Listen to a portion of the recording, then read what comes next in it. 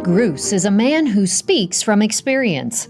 He was born with cerebral palsy, but growing up, his parents made sure he had all the opportunities the other kids had. Duane was very independent, traveling places and driving until his body began to break down. I drove until 2013. I was completely independent, could do everything for myself. Then I got arthritis in my elbow. About 50, some of the people at Paraquat, when I used to work there, told me you better start using a wheelchair because your muscles are not made to bear that weight. Because I bear about 75% of my weight on my arms or 50% or whatever.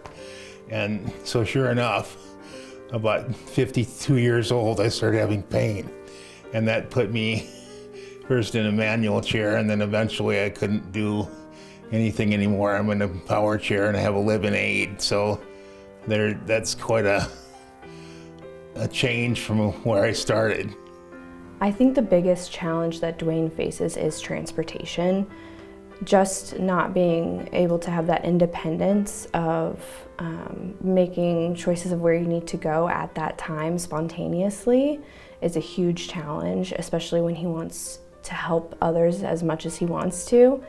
Every single day he shows up for work on time, and sometimes when it comes down to the pickup at the end of the day, he might have to wait there an extra hour.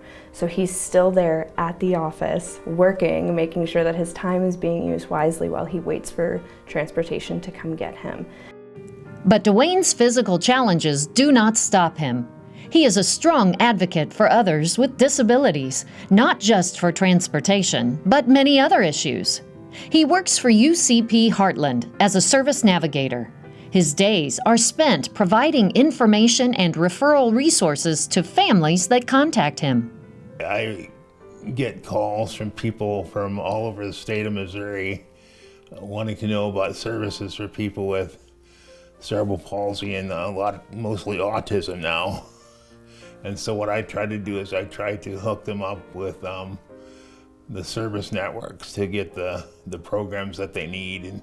He shows up to work, he makes connections with community partners, he's independently doing those things. He's navigating his environment on his own.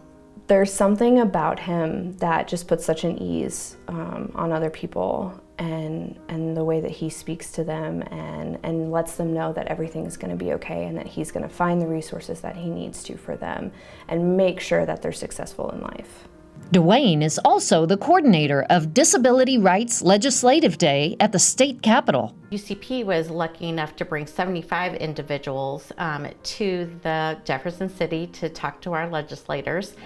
And we also talked to 45 different representatives and senators while we were there. Duane organized that whole entire day. That's calling up every representative, scheduling a meeting with them, finding out each person's and families and staff's address, so we were setting up the right representative for them to talk to. Duane's energy and drive to reach his goals and make a difference in the lives of others with disabilities is remarkable.